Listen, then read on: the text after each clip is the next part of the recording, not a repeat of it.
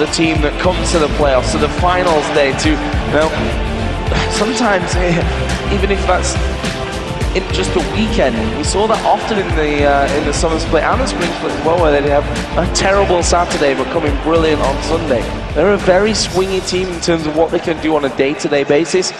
Looks like EG's good night of rest and massive talk. I don't even want to know how long they spent preparing for this game last night. I say well rest, but it could be that they prepared long into the night for this one, and why not? It's the final spot for the World Championships for Europe, and they can almost touch it right now. Yeah, I mean, and this is one of their longest standing rivals throughout their history of being a team together, so they know each other inside and out, and even seeing Gambit after, you know, their boot camp in Kiev, they played against them or 3 times that weekend, I believe, and they were able to really get a good feel out of them, and honestly, that was just sublime. That was just very one-sided play, a phenomenal job by every single member of Evil Genuises. I don't think we can call it even an MVP of that game alone from them, and Gambit, you saw them walking off, they were like speechless. They had no words for what happened, and I don't know if whether that's the fact that they knew it went wrong in the beginning and there's no point in really talking about it too much, or they're just really down on themselves. Well, we talk often about Gambit and their ability to perform under pressure. There's probably no situation that they've been in that's got this much pressure on it now. 1-0 behind in a best of 3 for the final spot at Worlds. They're going to have to turn that around if they want a chance to go to LA. For now, though, we're going to head over to the analysis desk where Kobe and Quickshot have the highlights from EG's dominant Game 1 win. Thank you very much, Joe. Congratulations to Evil Genuises. A very one-sided matchup. There was never really any question that EG were going to fall behind once they got a couple towers down. But let's go back to the very beginning of the game. During picks and bans, we noticed that, you know, EG got very comfort, powerful picks. They got the Zac, they got the Aatrox. It's something that we've been seeing all weekend long in the playoffs. Yeah, teams all weekend long have been saying how powerful Zac is and how much emphasis a lot of them have been putting on it. EG got that after getting Aatrox as well, which is a highly contested pick between both these teams. But really what stood out to me was Gambit's bans have not changed here all weekend. They've been banning Fizz, Ahri, and TF almost every single game against Ninjas in Pajamas and against Lemon Dogs and now against EG. So they haven't really tailored their bans specifically to a team. They're just banning out these champions that they feel are extremely strong right now against their playstyle.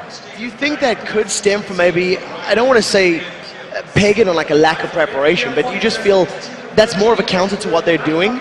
Because in this matchup, they didn't really do much either. So I just think that those are the champions they think are very strong right now, and they don't feel comfortable using them themselves, so that's why they're binning them out. Gambit, they did do some research here, and they did come in with a strategy, because we talked to Krepo before the game, and he was thinking that EG's strategy was going to involve globals, but Gambit ended up taking away the Shen and the Karthus, so then EG adapted and went full revive composition here. So let's talk a little bit about the early game, because Evil Genuises, they managed to get a very good advantage. We've seen them picking up, you know, first blood with a nice gank in the top lane. We see them, you know, roaming, really pushing down towers fast. I was talking to you about it. Whenever Wicked picks Aatrox, he really likes to hammer on those towers, and the early game was just all EG making the right decisions. So EG were fine with trading that first dragon for the top turret. It was really nice timing because we could just hit level 6, could use his ultimate, take down the turret, and then they had also brought Caitlyn, who's a very good early turret pressure champion as well. So then they got bottom turret, and they never let up from there. After they got the outer perimeter, they kept all of the lanes shoved up so that Gambit would always be in vision of EG. And then they had 2 revives already. They could go diving willy-nilly. They saw yesterday that Lemon Dogs got a GA before Gambit got a GA, and they won. So they decided, we're just going to start the game with 2 GAs. Gambit have no chance. Well, it's actually, I'm quite happy you talked about Cat, because we do have, the first replay is going to be one of these tower dives. Let's pull up that very first replay onto your screen. It is going to be this mid lane dive, and it really just exemplifies that what you were just talking about. Yeah, this is Snoopy and Wicked being very happy with the picks that they have. You can notice that both of the side lanes are shoved up, so they do have vision of the rest of the Gambit team, and they feel fully confident diving on Alex, using everything that they have, because there's 2 members that will just come back to life. Let's roll this clip through. Alex really doesn't have much of a chance here, even though Wicked does miss his jump because of the shockwave movement there. it doesn't matter. Snoopy goes in as well, and it's too much damage and too many lives for for EG. So there is one thing that I do want to talk about because of that dive and because of multiple tower dives. You know, later on in the game, they did the same thing over and over. They got a 4 for 0 and an inner bottom lane turret off the back of another tower dive. Tower diving and Evil Genuises is not something that we have come to expect or associate with the team. Yeah, I was thinking this is kind of a style swap between these two classic rivals here. Usually it was, if you think back to a year ago or even the beginning of this split, EG are the ones with the longer game plan. They like to stall it out more, whereas Gambit are always making the first moves, very early aggressive team. EG flipped the switch on them here. Yeah, it's something that, you know, we keep harping on about and we do keep mentioning. I mean, Joe and Jason were talking about during the cast, but I think it's worth highlighting because up until about the last 3 or 4 weeks, we never seen EG making these plays, and they failed at many early tower dives. During the spring sprint in particular, the number of times they gave up double buffs was just ridiculous, and they have managed to make it work for them. But this game also, Gambit, they weren't exactly making the right decisions. The second replay that we can bring up on your screen right now is really highlighting how Evil Genuises took advantage of Gambit's misplays and miscalls. Yeah, this was a very sort of interesting misposition by Gambit. They have Genja up top, split pushing, but the 4 members that are around Dragon aren't even strong enough at this point to take 4 members of EG, and there's 5 members here, so they get a little bit too close for comfort. EG make them pay for it. Let's roll this clip through, and we'll see. It's going to be Voidal here because of the flash snare there from Prepo coming in, and Snoopy timing that one as well. It was only 1 kill, and it was a support kill, but it was an unnecessary loss for Gambit, and it turned into the Dragon for EG. They were able to rotate up to top and defend the turret as well, and those weren't the only mistakes Gambit were making. They also got caught out several times because of the map control that EG got from taking all the early turrets. They kept trying to split push there for Gambit and paying the price because they didn't have enough wards. So we'll have to see how Gambit are going to respond going into game 2. The one thing that we can really highlight is as the game did go on, Diamond Prox really found a way to get Yellow Pete. In every single team fight for the last 3 or 4, he was able to use that ultimate, kick Pete back into the team. But he kept it interesting. But the rest of EG was just so far ahead, it wasn't really going to be a problem. What do Gambit do going into game 2 now? Ban Zac, pick away Aatrox, or vice versa? It doesn't. If we look at what they've done already this weekend, it doesn't look like they're going to be changing their bans. So they have to change their playstyle then, if they refuse to change their bans. Well, we're definitely going to have to keep an eye on that one. We are going to be jumping to a short break very, very shortly as we're getting ready for the second match. And of course, when we do return, it is going to be game 2 between Evil Genuises and Gambit. Snoopy and crew are just 1 win away from locking down their spot in the World Playoffs. Plus, EG Shaka will join us to talk about his team's dominating Game 1 performance. Don't go anywhere. The European Regionals live from Gamescom. We'll be right back.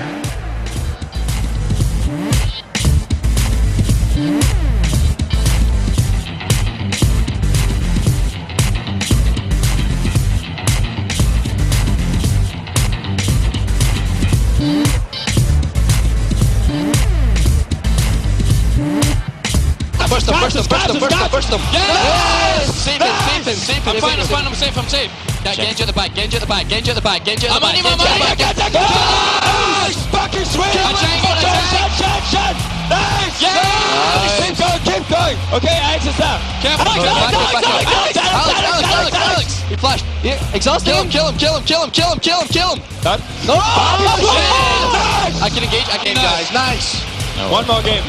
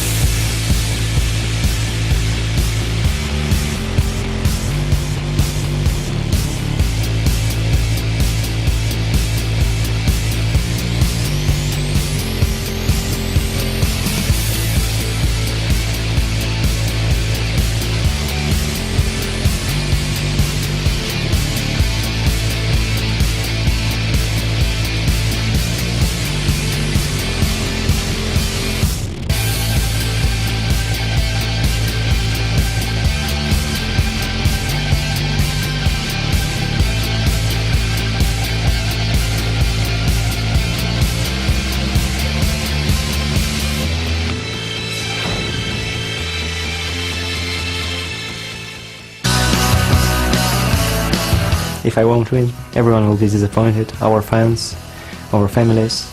I can't get back home. My wife won't let me back home if I won't win.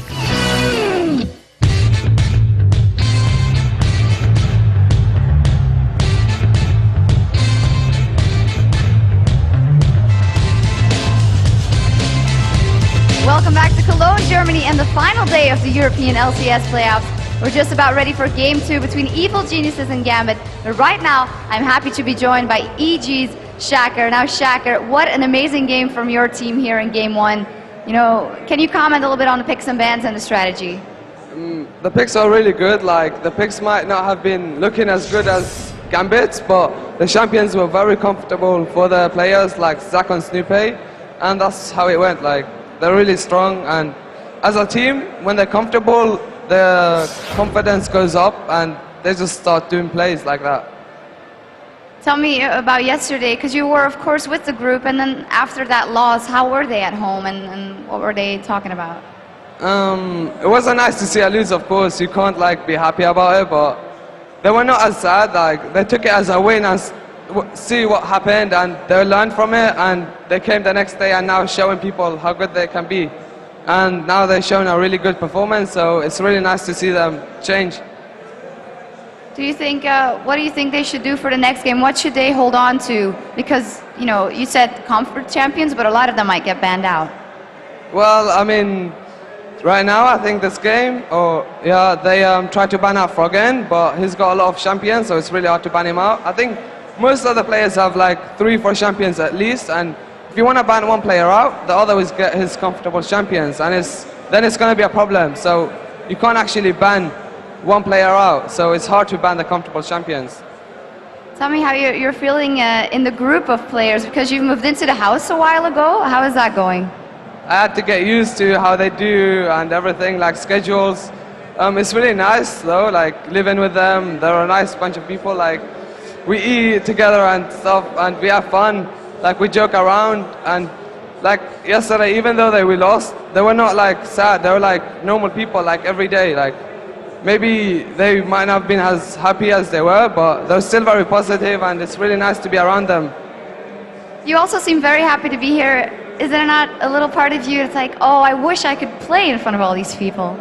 Well, it's not about really playing, it's just about winning. I joined EG to increase the winning chances, and we just want to win and go to Worlds. That's the main part. So it doesn't matter for me. It's better if I can play. If not, Snoopy can maybe do a better job. Right now, I think he is doing a better job, and it's fine for me as long as we're winning. Fantastic attitude. Finally, what's the one thing EG has to do in this next game to take it? I think they just have to keep up with what they did right now. They have to play the comfortable champions. Even like Zach maybe can get banned out from Snoopy or Aatrox from Wicked. I still think they will perform as good as they did with their other champions. Like, if Wicked plays Shen, it's fine. Doesn't matter if they get banned out, but they just have to keep believing. Keep believing. Thank you very much, Shaker. As for us, it's time to go back to Joe and Jason, who are standing by to take you through Game 2 in the fight for third place. Thanks a lot, Shocks, and we've had a lot of fun over here at Gamescom in the last couple of days, and one big reason for that is the massive amount of people that have come out to support their favourite teams. And even though these crowds can be tough at times, the LCS squads make sure to take a moment to give back to the fans that have given them their support all season long. And yesterday we tagged along with the Evil Genuises as they took the time to say thank you and sign a lot of autographs. Gamescom's an incredible experience. Like, the amount of people that turn up, and not only the amount of people, the amount of fans of ours that turn up. There was basically a swarm of people waiting. We really had to rush through them and pull them outside so we could actually keep the emergency exits open. And we were basically surrounded, so we had to devise our own little system how to deal with fans. And it's like, I actually waited about 10 minutes just to kind of gather myself before going outside, and after that it was about three hours of just solid signing. I think we took pictures for 2 or 3 hours, all of us, and it was just amazing.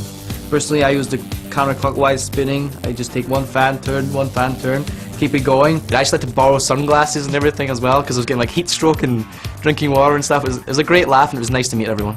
Fans are always really welcoming. They have great patience, and we want to take our time to reward their patience because they're doing so much effort coming out all the way from different countries to see us, and the least we can do is take a picture and sign some stuff for them.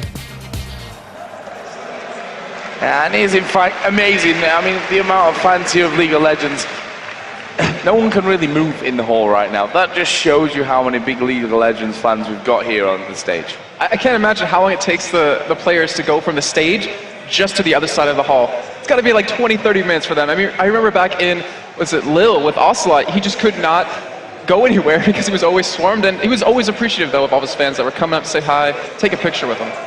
Well, it's time for our second game between Evil Genuises Gambit, and the win in that first match there for EG puts them just one victory away from third place and that trip to the World Playoffs. Like, I can't really stress how important it is right now. Yeah, and EG, they dominated. That whole dive comp they pulled off was just ridiculous. As you see, 22-5 and 55. That score is out of this world, and for them to be able to do that against Gambit, one of like the best teams, the longest standing teams in Europe, is not an easy feat. And you know, Wicked, he played phenomenal on Aatrox. He got going very early on. He went 2-0 and 13, and Snoopy gave him that early gank, was able to get that kill on a Voidal, able to really get going on, because that's what Aatrox needs to do, and when Wicked's happy, the rest of the team is going to be happy. And you know, speaking of that man, Snoopy, on that Zac, I don't even know what to say about that because it was so amazing. He went 6-1 and 11. His ganks were perfect. His timings were perfect. His aggression was unmatched in his previous weeks of playing, and to follow that whole combo up, I mean, you got,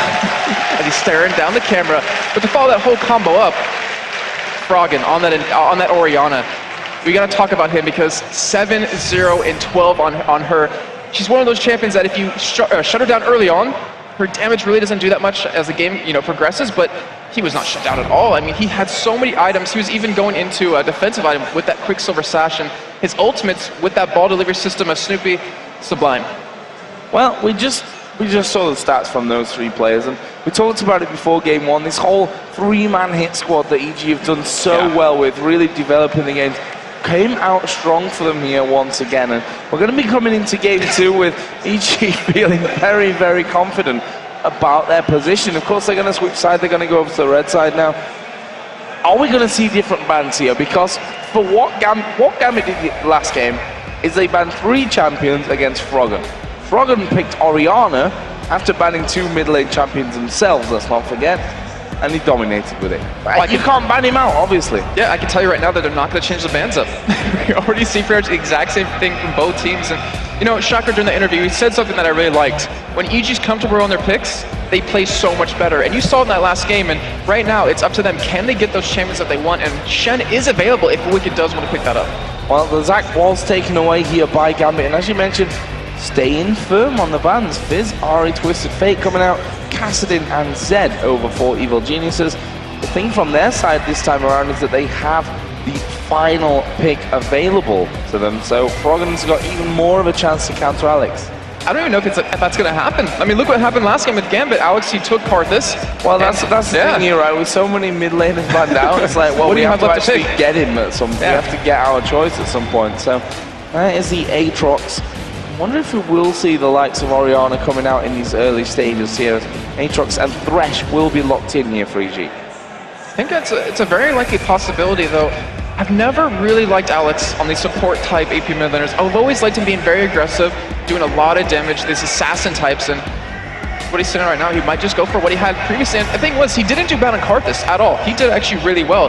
It's just the rest of his team got shut down so many times that he wasn't able to get the farm that he wanted. He wasn't able to really do the damage that he needed to. And we saw his ultimates. I mean, multiple times he got EG down to slivers of health. Just wasn't able to really clean them up.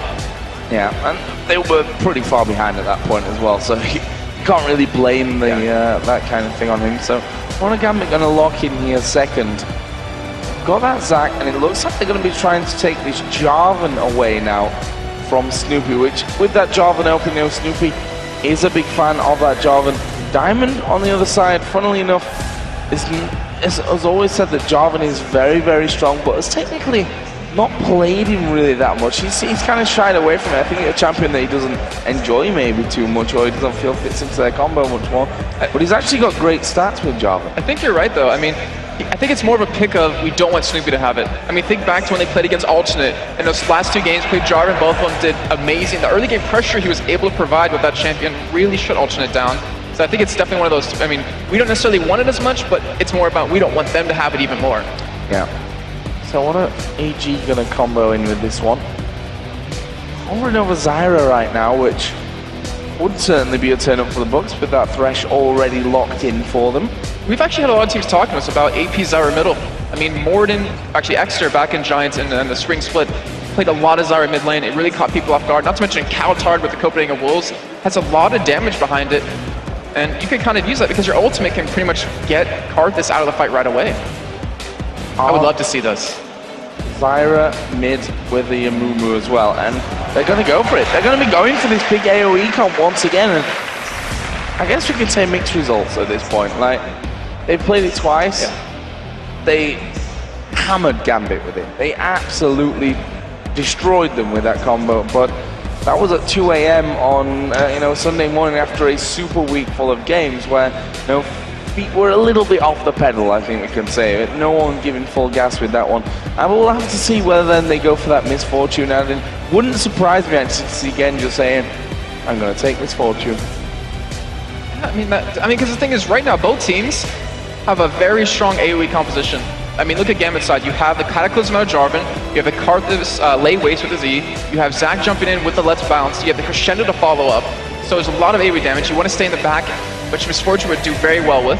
On EG's side, they have a lot of AoE too, with the Amumu to lock them down, with the knockup out of Wicked, with the Stark Flight, and not to mention the Stranglethorns coming out of Zyra. So looks like he actually might not go for it. So he's going to go for Spray and Pray instead, which still is kind of like World Time. Goes through a lot of people, can do a lot of damage.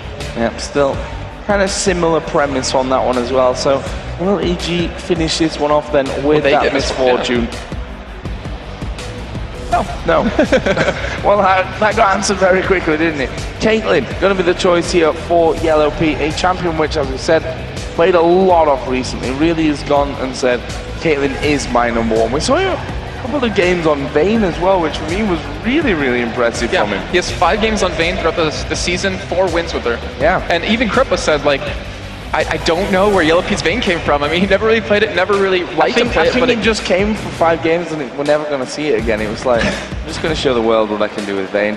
Thank you very much, I'm very good, and that's it. Just going to go back to Caitlyn right now. But he is going to be playing the Caitlyn this time around, so Zyra mid for Froggen. First time that we're going to see it in the LCS for Froggen. I certainly there's certainly not played it in the summer split. Pretty sure he didn't play in that spring split as well. This is definitely an off-the-wall different pick for Froggen. I will tell you this, so after this game, I bet he will have better stats on her than he does on Anivia throughout the season. Well, he's only going to play 1 game and he's already lost 3 on Anivia. So even if he were to play Zyra the next 2 games and lose both, he'll still have better stats than his Anivia. So we'll see. And the thing about Froggen is he's very good mechanics-wise. We've had so many people talk about him being one of the best mechanically. If you make a mistake, he will punish you for it. And Zyra can really be one of those champions with the plants. If you can time them, perfectly, get one to slow, get one for range. Not to mention the ultimate to be able to hit them to power them up even more. Like, if he can pull that off, like, that is a lot of damage coming down. Not to mention, with the Zyra, there is always threat of a very early Baron coming out of EG. So here we go. We're going to get into game, and I can't stress this enough right now. A spot in the World Finals, the last spot for Europe in the World Finals, are riding on this game. Right now, EG are 1-0 up, best of 3, so Gambit need to win 2 games in a row right now. They need to go unanswered for 2 matches against EG. It's going to be very tough for them, but if any team in Europe, and maybe even in the world, can do it under pressure, Gambit might just be it. I have to completely agree, and I'm still just kind of stunned right now that one of these 2 teams won't be at Worlds after doing so well throughout the season, doing so well in Season 2 at the finals. But right now it's a battle of who wants it more. So here we go then, in-game, match number 2, Gambit versus EG. Can EG sew it up with a 2-0? Get the job done and get home, I think is what the plan is here for EG, but Gambit not the team that gives up pretty much ever. Crepo. Yeah. Did he go for it again? I think he did, and it went in the exact same spot. Was that 2 wards? Yeah, that was 2 wards out of him. Wow. Yeah, that's not quite gone to plan. Let's put it that way. Let's just pass over that for a minute and just let's ignore it. For Crepo's sake. I don't even know what happened. At the start. Well, I'm not sure Just what, went bottom, that was what, it? No what wards was going on there. Obviously did put his Explorer ward in there as well, so it's how it goes sometimes. Not the end of the world for Evil Geniuses, but small things like that can make a difference at the end of the day. I definitely have to agree with that, and they wanted that early vision. I mean, he wanted to potentially throw that hook as they're setting up right now to go for a late invade on this red, and right now Gambit is set up for it. They are in position to take the red. If they can do that, if EG can stop them, that's a huge win for them. And I think they're going to go in at about 150 here, and they actually might be able to catch Voidal and Gensha because they're going to be doing double golems here, it looks like. Oh, this could be very dangerous. Are they going to ward actually backing away from that one? They've gone down towards that bottom lane with the minion wave coming in. So EG going to get a free take on the red. The question is then, what does Diamond do? Does he go straight over to the red? They've got no vision of EG here, but at the same time, okay, so Froggen went over a ward on the top side, so that's going to be pretty obvious to them now. So it's all whether Diamond, does he go across, or what does he do right now? At the moment, he actually just went over towards the wall, but it looks like he is going to make that crossover to go to red. Yeah, because I think it's because they saw where Snoopy was going, so they know his red's gone. They know it's been taken away. He's going to have to steal it himself, and he should be able to get it for free. He does have a smite available. Snoopy used his on the enemy red, so he won't be able to have that to take it away, but we're gonna have those buff trades coming in that we typically always see. But one thing I do want to point out, Wicked, he went for a red pot again. He's gonna be very aggressive early on against Darian, and if actually both of them know how to play against each other because Wicked loves Zac, Darian loves Aatrox. It's kind of like, well, we know exactly how each other are gonna play.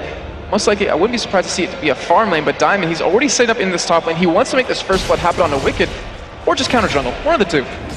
And the man that really brought us counter jungle in here in Europe as well, obviously, back in the day with that Shyvana. Still hoping that we get to see that at some point after its small resurgence at LPL over in China. We saw Naruto from TCM actually play it in the promotion tournament here. I don't remember how it did, though.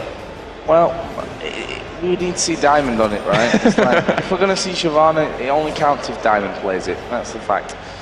So right now we do see Snoopy coming down in towards his bottom lane. Diamond taking away his guns and taking away most of that Wraith camp as well there. So while we see Snoopy down on this bottom side, Diamond is really capitalizing on that nicely. Yeah, and he's trying to make it so Snoopy won't hit that level 6 point where he really starts to shine. But Froggen, he's spotted going over to his race. Luckily, we'll be able to clear the camp though, so that means Snoopy will have that available when he gets back. And Diamond, I mean, he's not worried about ganking. He's just all about this counter jungling currently. And I wonder if he's going to go back in for these double golems, which right now Snoopy's headed up towards his top side. We could see a fight potentially break out here. It's going to be dangerous for, well, either side, depending on who kind of spots who first and what position they're in. There's Diamond again. Oh, he gets it! Snoopy actually managed to steal that one away. Say steal it, it was actually his to start with anyway. We are going to see them coming. Wicked taking a big amount of damage here. He's going to have to flash away from this one. His passive going to get popped, and Snoopy now has to bide his time, but Wicked not coming back in with so much health. And EG having to play defensively after that one. I think they thought they could get a lot more from that than they did. Yeah, and in the end, that was a flash out of Diamond, a flash out and an ignite out of Wicked. And Snoopy's sticking towards his top side. He wants to counter Diamond if he goes back in yet again, but Diamond does back away. And overall, great job by both junglers just to realize where they're going to be and to kind of stop each other. The good thing for Wicked is obviously that lifesteal back here for him with Aatrox is going to bring him straight back up to a very healthy position. And Froggen shouldn't have too much of a hard time with Alex in this laning phase, to be honest, but he's massively behind. Yeah, I mean, I don't know how much he's been practicing Zyra. It takes a little bit of work to get used to last hit, but Froggen definitely will be able to pick that one up a little bit, I would imagine. And not to mention, you have the ability to take those wraiths over the wall with your plants once you get a little bit of ability power, so he'll be able to farm up quite well. It's Crepo less hitting that minion with that hook, but Diamond's coming around toward the bottom side. Will be spotted by a ward yet again, so EG, they're trying to control Diamond by warding up around the map again, just to kind of prevent him from having that early game start that he was unable to have last game. And that seems to be a bit of a key these days to beating Gambit, is to take Diamond out of the game, something that teams struggle with for so long. No one could ever take Diamond really out of the game. That was the problem, that he was so aggressive, he was so almost unashamed to be in your jungle the entire time, stealing everything away. And so many teams had problems with that, but he's had a very quiet Gamescom so far. Yeah, and it used to be camp Darien, get a lot of kills on him, force him to go on tilt, and then win from there, where on the other side, teams would just camp out Wicked, and if they're able to shut Diamond down, his early game impact is just not going to be there, and that's kind of, like you said earlier on, that's what Gambit's been able to depend on, and without Alex being able to play an assassin like Zed or play like a Fizz, he isn't as impactful in the game as he normally would be. So the bot lane is there, we just saw a bit of a glimpse of them farming up. Genja got 2 out of his 3 Doran's blades that I'm pretty sure he's going to go for. It's not really that much of a wild guess, to be honest. He's been doing that for quite a while now. On the other side though, Vamp Scepter and a single Doran's blade already coming out for Yellow Pete. Pretty much rinse and repeat from his side of things with this Caitlyn. Yeah, Froggen did steal away that big red switch. You know, to be fair to Snoopy, he actually spent a lot of time early game on, you know, pressuring the lanes, but he's done really well to come back in terms of the levels and CS from that. Yeah, I mean, he's currently sitting very pretty at level 5. And when he hits that 6 point, that's where his ganks become really impressive. And if you can land it onto, let's say, mid lane, you have a grass break to follow that up with, you have a lot of control with the Strangle Thorns, you have a lot of damage behind that, not to mention even bottom lane. If you hit them, you have the hook to follow up. Top lane, you have Wicked to follow up with that Aatrox, with that knockup of Dark Flight, not to mention the slow. So there's a lot of lanes he can really gank. And also the pressure that they can put onto Dragon, because both teams want to force these team fights, and that would be kind of the ideal place for it to happen. So here we see a bit of a pink ward battling just in time here for Snoopy getting towards level 6. And he does have a pink ward of his own here as well. And right now, EG, all 5 men down bottom. Yeah, they're going to go for Dragon off of this, and very rightly sure they should. They have that plans if Froggen doesn't want to come down. They have the pink ward onto Snoopy. That's why I invested money into it, and it's going to pay off, it looks like. As right now, Gambit does have a ward, but it's not really in position to spot the Dragon being done. And Gambit, they're just going to give this one up. Yeah, that is gone. There's no way that Gambit are going to be able to come around for this one. That's going to give EG an early lead here, picking up Dragon number 1 of this second game. That puts them 11 to 10,000 gold up, and literally just that Dragon there is the difference between the two. And Froggen spotting where Diamond is going, but it looks like Diamond's going to be able to steal away this red here, uncontested. But Snoopy's going for the bait himself too. He's going to be able to take away red, I believe, unless Diamond just had it on him. No, he doesn't, so he should be able to take that one away when it comes up right now. And after this, we might see him gank bottom because he's level 6. He has that flash available. And it looks like Voido's actually going to come and spot him taking this red. Let's see if they can actually do anything about this one there. Voidal coming through. There is a wall of pain going down. Lantern thrown down by Crepo, and he's able to get himself to safety. They land the hook there on towards Genja. There is the ultimate coming out. Genja not quite able to get out of range, but that is close to the Sad Mummy down and not really utilizing it to his full potential. And yeah, and the thing was, during that fight, Voidal wasn't level 6 yet. They wouldn't have that crescendo to stop the gank, but unfortunately for them, they just kind of, I guess, a little bit of miscommunication, didn't really have the damage to follow it up, but Voidal getting caught now. He's surely going to go down from this one. We do see the Requiem coming in there as well. First Blood is going to be picked up here by Yellow Pete, but can they keep going through? Genja will take down Crepo, but Pete actually walking away from that one. That was a passive from Wicked actually popped in the top lane. And this is what we didn't see out of Alex last game. Any ultimates coming in the early to mid game, and he wasn't really able to pick up any kills or assists as he got right there. Now he's at 109 CS, he's farmed up quite well. He's even sitting on 1,600 gold to back with, but I'm assuming he will be going for that Rod of Ages anyways. And so far, great job by Gambit to just kind of brush off that last game, come into this one with a fresh new mind, and they're closing that gold lead. So 1,900 gold Pete now got himself after building up this CS lead, plus getting that First Blood in there.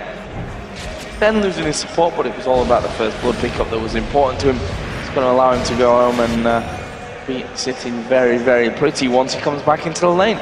And look at the pink ward investment that Crepo's been putting down towards that bottom side. Obviously the one was Snoopy at the Dragon, but they want to be able to spot Twitch coming in. They want to be able to take that vision away and apply that pressure of Snoopy potentially coming into gank with the no vision that Gambit's going to have. And it's a great job, but it's also a lot of money to sink in just for that early on.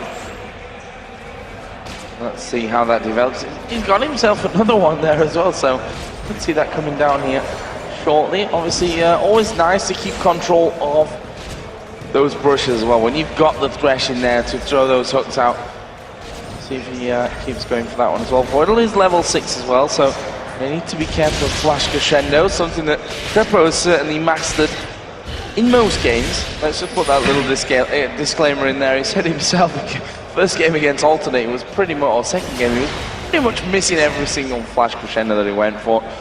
We'll see Voidal has got that in him for this one. So let's have a look down the CS in other lanes. Still Alex Ich having a decent lead over Froggen in that mid lane.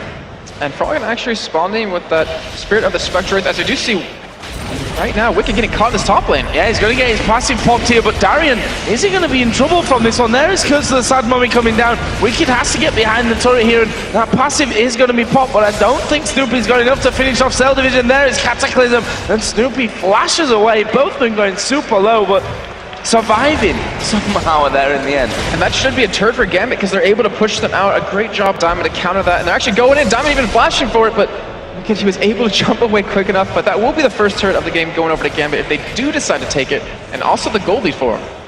Yep, gold lead going to come swinging back on towards their side. Actually will leave us pretty much bang level either way, with that first dragon going over, of course, to Evil Geniuses, and as that turret goes down, we see there not even 100 gold difference between these two right now. Probably just a ward, probably a pink ward that Crepo's had there to put down between them. So all good stuff at this stage. Very, very close game. Very tense game as well. And you can understand why. EG can win it with this one, can book their place at Worlds. Gambit can lose it all, basically. If they lose this one, they're not going to go to Worlds. If they win this one, they've still got a long way to go with another game to play. And I was actually just thinking back to those tiebreaker matches that we had last week. EG had the higher seed versus Gambit in their first playoff game, or tiebreaker game, and they chose red side.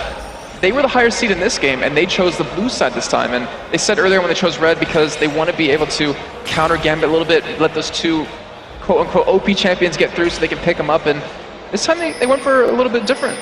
And I'm really curious to see if that's because they're more prepared for the blue side this time. Because right now, they're not having as strong as a start as they had previously. Well, it's probably because all Froggen's champions were going to be banned out anyway, so he's going to have to pick that mid laner up fairly early. Let's see.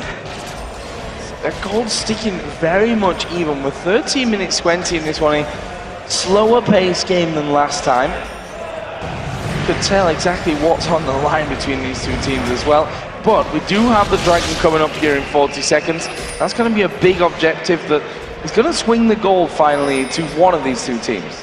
Yeah, and I really want to see, are we going to see some fights break out with their Snoopy? He's actually going to be able to, oh, he misses the band shots on the Voidal that potentially would have been able to pick up a kill. You also have to remember, Alex, he's a lot more on the line than just going to Worlds. He might not be able to go home if he loses. His wife won't let him back in the house. Yeah, that's another motivational factor. We saw it in the video earlier. He basically said, my wife's not going to let me home. He's homeless after this. Possibly. Let's put that disclaimer in there because we never quite know. But that kind of amplifies, obviously, what's going on. Pretty sure his wife will let him home even if they were to lose, but you get the point there. Pride on the line for these guys as much as anything else as well. Right now, are they going to be able to get in towards Genja? Snoopy. He's committed a lot of time down here bottom, and he was spotted obviously earlier on, but he stuck around to go for that gank, not to mention to go for the Dragon that comes up, but Wicked getting caught here. Yeah, Darian actually going to go heavily onto him from this one. We do see the jumper where the Dark Flight was interrupted, but look at that life steal back there for Wicked. The minions hitting away on him, and he actually is able to walk away now. Froggen getting himself caught out. There go the Strangle Thorns. Here come the rest of the team. Froggen flashes away. Brilliant play. Are they going to get now on towards Alex? Box goes down. Voidal coming from the side. There's a flash away from Crepo. He's in no man's land right now. He's in the enemy jungle. There is the Requiem coming down. Froggen not able to survive that one. Crepo almost died to it as well. He will possibly be able to recall. Let's get down there to him because we are going to see Sona coming in towards the jungle, and he does. Just about just get back. Barely in. Just about. And you see the burst potential coming out of Zyra there. Froggen, fantastic job to kill Diamond. And I think with Snoopy, he was able to keep his ultimate alive. As we're going to check out that replay real quickly, as Froggen, I mean, he kind of really gets caught here. He gets those plants down, he gets the ultimate off, and he keeps the ultimate in range of his plants, so they get powered up even more. And Alex even takes a huge chunk of damage from that. Alex was even forced to commit that exhaust right there just to kind of keep Crepo off of his back. And then Alex feeling safe, even flashes to go for his ultimate right there just to get out of range of Snoopy for a bandage toss, picking up the kill, picking up that blue buff, and really keeping Gambit even. Froggen was actually really close to get out of that one, but as I said, caught with his plants down. So here we go then. Dragon is going to go over towards Gambit. Easy pickup for them. Nothing that Evil Genius is able to do. That starts to build their lead in their favor as Genja takes a big hit of damage, but is he going to be able to finish off Yellow Pete? And actually not quite, as they start fighting outside of the Dragon Pit here again. There is the curse of the Sad Mummy. Diamond goes low. Crepo thrashing him down there. Darian also falling pretty low from this. And now Froggen is joining the fight. He doesn't have a flash available. Wicked, will he make the jump over? No. They're just going to back off, and they're happy with the kill there. Yeah, it looks like they'll be able to push middle down as well with their 4 men grouped up here. Not very healthy, but right now Alex really isn't in position, and they could easily go, I don't want to say easily, but they could go for a dive on him. It won't be that easy, especially with Darian sticking around, but great job by EG to at least pick up a kill right there, and hopefully for them, a turret. Well done. Wow, Darian diving in there. Wicked having his passive pop from that one. He's going to have to fly away from that. And again, struggling here underneath the turret, but we start to see now that Froggen building up some good AP. On the other side, Alex already got that Catalyst and Protector in with that tier stacking for quite a while now. 80 carries, Bloodthirster, Pickaxe. Yellow Pete once again going for that build that we've seen from time and time again. Yellow Thirster, Bloodthirster into Last Whisper on the other side. The Blade of the Rune King for Genja. And currently, Alex, he's sitting on about 2,800 gold to back with, so he's already doing quite a bit of damage. That power spike's going to come through even more when he finishes that Rod of Ages. And that Blade of the Rune King on Genja, I mean, it's a pretty common item on a Twitch because you do get the extra proc from that on your spray and pray through all those champions. And then Yellow Pete. So let's go for that Bloodthirster Last Whisper combo. So his ultimate does a lot of damage. He can deal with anyone that jumps into him, which Darian and Diamond are going for, and helps give him that extra survivability with the Bloodthirster. So one thing that is most definitely different this game around is that Darian is having a much better time of things, and you see that in his play, how much more confident he's feeling, how much more focused he is on the game. Last time around, obviously playing that Shen, and he was kind of all over the place, getting caught out left and right. This time though, he's been starting off a lot of fights and has been dominating Wicked in his top lane. You can see the CS difference, but it's really been visible in the fights up there. Wicked's not really had his passive available much of the time. Crepo kind of getting caught here. Actually, ultimate coming out, Jarvan. Yeah, he's actually probably going to die here from this one. We did see Crescendo come down. Genja is able to come in and mop up that one. Now we'll leave him at 2-0. Pink Ward's going down as well. They want to try and steal blue. No, not quite. Well, actually, they are. They're going to stick around for this one, but Snoopy and Froggen are on the backside here, so they need to be careful. And by careful, I mean just fast. Take it away before they can do anything. Great job by Gambit just to catch Crepo out of position. That minion's still alive right there, so the blue hasn't been reset just yet. We do see, though, on your minimap, Diamond still sticking around and really trying to put the pressure on Snoopy. They're really trying to control that jungle, which Diamond is so well known for. And they may go for something here on this mid turret. Dangerous to dive the likes of Mumu and Azira, but Darian, he doesn't care. He's going straight in onto this one. They managed to get the first kill. Snoopy pops his ulti, but he's going to go down as well. Requiem did come in. LOP actually been hit there by the spray and pray, and Crepo, he's not safe here. Puts the box down, but they're going to get the kill anyway. Genja flashes from the turret. Can they get onto Yellow Pete? Not quite. He's out of range. Wicked wasn't obviously there. He's pushed down a turret in reply, but they're losing this mid-outer turret. So they lose 3 deaths. They lose 1 turret for 1. Overall, just a poor engage by Evil Genuises, or I guess you can say a fantastic engage out of Gambit. As we're going to catch the replay of that, and Froggen, Zara, a very squishy champion, just gets right on top of them, and they even lock them down in that whole Amuma ultimate mixed in with the Zara ulti, but Genja not being hit the whole time. Yellow Pete and Crepo weren't really there, and as we saw, Wicked was just in that top side, and Crepo, I'm not really sure why he went for that pull, because he just got locked down. Maybe he's hoping the box would keep them under the turret long enough that Yellow Pete would be able to pick up a kill, but as we saw there, it fortunately didn't work for him. So a definitely different Gambit here in game number 2 than we saw in game number 1. Let's probably say the same for Evil Genius as well, running a different type of combination from this. After the band stayed the same, but Darian took away Snoopy's Zac, which he would have picked again if that Zac was available to him. And they're gonna performance. They're gonna go for it. They do have the plants down. Oh, we do see word coming from Darian though. He's gonna be able to stop this right here. They committed at Pink Ward to kind of go for something like that, as we mentioned in the picks and bans. But great job again to stop that and turn it around. And right now, look at Alex. He is just walking all over Froggen in terms of CS. Pretty much 50 up at this point. 2-0 and 2. Not to mention almost a 2,000 goldie currently. Those layways starting to really sting. They land onto people. Ronovages, Arcane, have got a blasting one as well. As they are going to hook Darian in there, but he's Darian. He's going to bounce around the team. There's a 3-man crescendo. Here come the rest of Gambit. They're going to lock them up there with the Cataclysm, and they managed to pick up 2 kills from that one. Can they go any further? I said 2 kills. I just made that up. I don't know. There weren't 2 kills at all. Darian died, and that was it. He died twice though, at least, Joe. Maybe that's where you got the 2 from. That's it. 2 kills on Darian. But we do see Gambit, they're still being aggressive here. They want to push for this turret. We do have the Curse of Side Mummy coming up in just a second though, so we could see potentially an engage, but Froggen, he was back in base. Snoopy was back in base, and a great job by Gambit just to realize where they were and pick up that free turret. The thing about Gambit is, if you give them a small lead, they will make it so much bigger, so much quicker than a lot of the teams around. You know, they capitalize on mistakes and any kind of advantage that you give them so often, as we see once again Crepo out of position. He's going to possibly go down from this one. Will be finished off there by Alex Hitch, but they're going to get the kill back on towards Alex, and as I say, that somehow manages to walk away there. He gets himself a double kill, and he's still alive, just walking away from this one. Yellow Pete tries to chase in, but 3 men going down instantly there, and they still weren't able to finish off the Karthus. I don't think it's over just yet. Froggen Cookie got here. He doesn't have flash to get away. Yeah, and the Requiem is available now as well. There is the slow coming down from him. Tonya's going to be used here by Froggen, but that means he's vulnerable then to that Requiem. They're not even going to need it. It's a kill for Genja. He's now unstoppable at 5-0-4. And I don't know why EG went in for that engage, because the whole point of their composition is to have their ultimate stacked on top of each other. As you're going to see, Snoopy, he goes in, but Froggen, he's not really here in this fight. He doesn't have his ultimate available, because that was a perfect ultimate coming out of Snoopy right there, but then they just get spread out. They don't have that sustained damage that Gambit has with that Karthus, with Genja not even being hit, and they take that fight pretty easy out of Gambit, able to turn that around considering EG was the one to force the fight.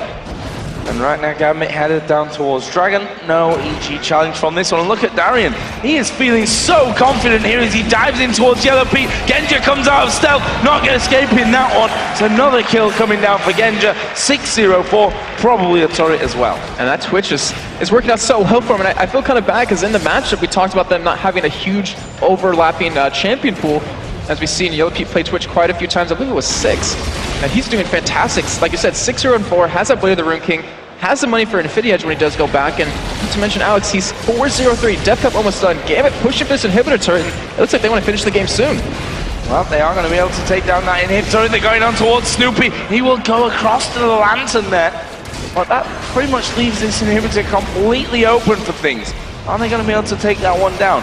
Waves coming in. Hook from Crepo won't quite land onto its target.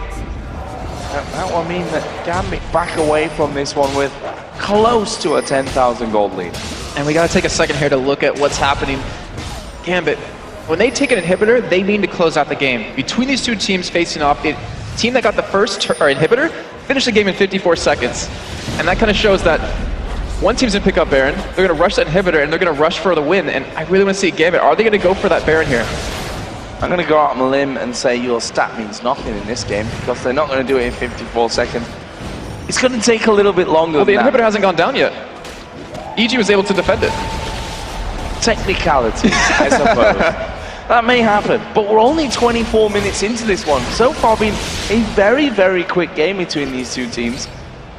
Still, things could change around, but Gambit, they're not a team that really like to give up leads. I say that in all respect to EG, who have come back from an incredible deficit against Gambit before, obviously. Now, Gambit actually setting things up here. Darian, is he going to slingshot in there? No. Realizes that Froggen decided to actually walk away from that one wisely enough, because Darian has not been scared to get down and dirty with that Let's Bounce. The thing is, right now, with them having this war control, with the Oracle on Void, I say, do see the engage come out of EG. Yeah, but I'm not sure it's the right one here. Snoopy obviously going to be able to get his ulti down. There is a crescendo to stop them. Snoopy not actually ulted right now, and they're focusing on Wicked down on that backside. He's going to get that Bloodwell pop, but he's not going to be able to walk away from it. Darian picks up that kill. Yellow Pete goes down on the backside. Double kill in the end for Alex Hitch. And right now we see Darian diving over towards Froggen. He's in no man's land here. It's a case of time, a case of when he goes down from this. Snoopy did manage to get away. Froggen Sonya's up. Diamond just slams down his sword, and that will be 4 deaths here from Evil Geniuses. Gambit not losing a single man. Yeah, as we see in this replay, like Voido, he gets caught, but he flashes out of it. And you see Snoopy, he doesn't have a good position for an ultimate. He cannot lock down multiple members of Gambit, and because of that, because of Gambit so spread out, they're able to pick them off one by one. And see on this top side, Alex just not being stopped at all. He's just able to hammer away. And you see those lateways. We talked about them doing a lot of damage. You see it right there, and they're able to push them out. Of course, Froggen wouldn't be able to survive on that top side, but as you just saw, Gambit did pick up that Baron right there. Baron picked up. That leaves them now 12,000 gold in the lead. And with the inhibitor about to go surely down, it's an open inhibitor there for the taking. That whole statistic of 54 seconds might not be so far away from reality at this point with how far ahead they are with that Baron before him. And the thing is about Gambit is, over the regular season of the summer split, they've taken 14 Barons. That's the 7th lowest in the split. And that kind of means that they don't need Baron to finish. And if they do take it, they're just going to win on you. Like, they plan to win from it. They don't need to pick up multiple Barons to finish a game. And with that inhibitor open, with Gambit backing away with a lot of gold to spend, it's going to be very dangerous. I mean, Alex, he has a death cap done and another New Sea Large Rod on top of that. I think it's safe to say that Froggen's not playing Zyra anymore after this game. He's not had a good time of things. 1-4-1. Darian charging up here. Is he going to dive in? Yes, he is. Team's nowhere near him, but he's going in there. Let's Bounce coming down. He's going to get hooked up in the air as the ace in the hole comes through. Not really doing too much damage. That didn't get used at all. Froggen going to die. Zhonya's came out from him in the end, but that is Gambit picking up the first inhibitor of the game. Are they going to go down to the bottom, or are they going to try for the win? I think they might go for the win here. I mean, they have the tankiness to do it. They have the Baron regen as Genji's just hitting it for fun.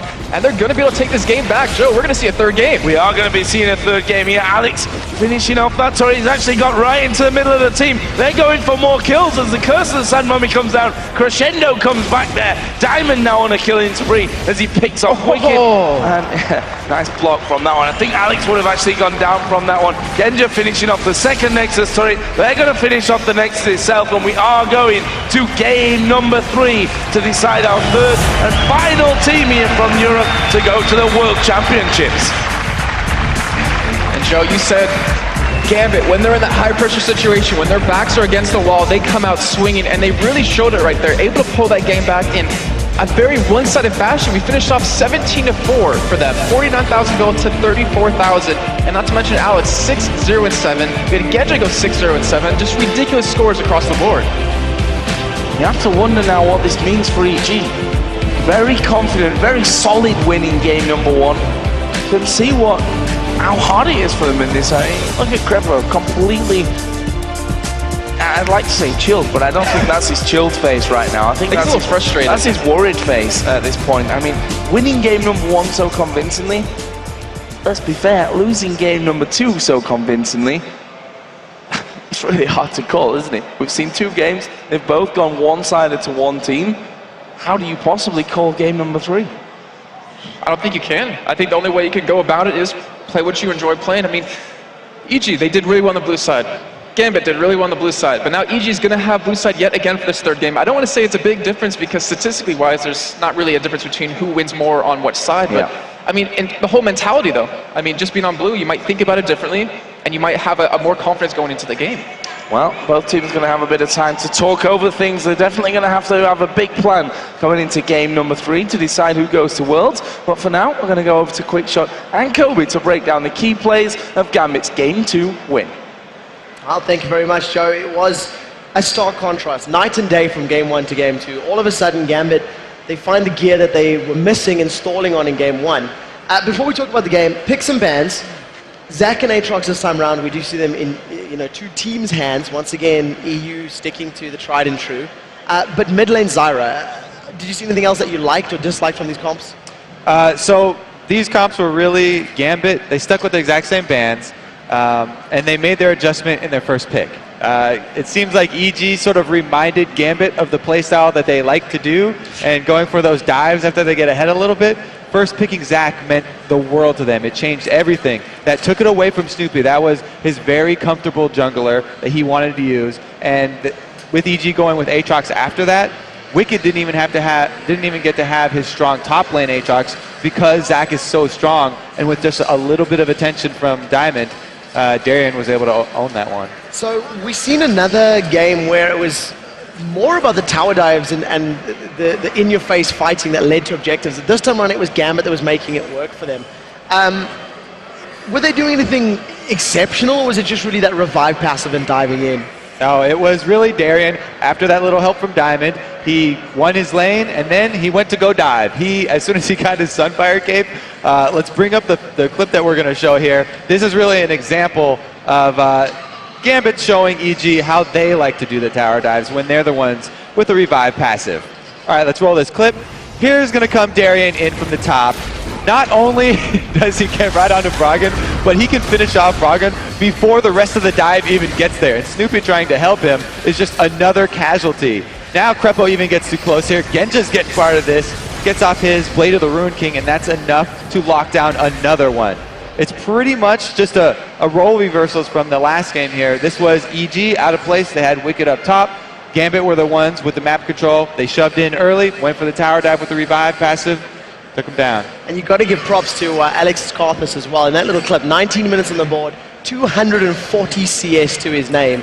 His Requiems were really hitting hard. So this is kind of why Gambit would have a hard time throwing this game away. Once they got their early lead, they had the Karthus and the Twitch in there for the end game. And EG, again, went with their AoE combo build, where they got the Zyra after they already had a support Thresh, because they tried to take away Thresh from Gambit being one of their most favorite first picks. It didn't really come together. They, again, tried to have those two very big AoE ultimates, and they got spread out, weren't able to do the combo once again. Well, we'll have to see in Game 3 whoever gets ahead in the early game, because both teams have the ability to just roll through their opponents. We do need to take yet another short break, but when we return, it is time for the third and final match between EG and Gambit, with a trip to the World Playoffs on the line. The European LCS Regionals live from Gamescom Germany. We'll be right back.